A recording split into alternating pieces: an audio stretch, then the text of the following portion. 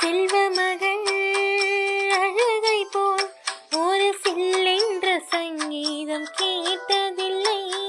புன்னகளின் புன்னகை போல் யுக போக்களுக்கு புன்னகைக்க தெரியவில்லை.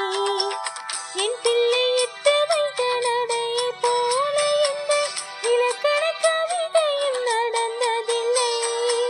முத்துக்கள் தெரிக்கின்ற மலரை போல ஒரு முன்னூறு மொழிகளில் வார்த்தை இல்லை. தந்தைக்கும் தாயமுதம் சுரந்தது மாயின் தங்கத்தை மார்போடு அணைக்கையிலே. வா வா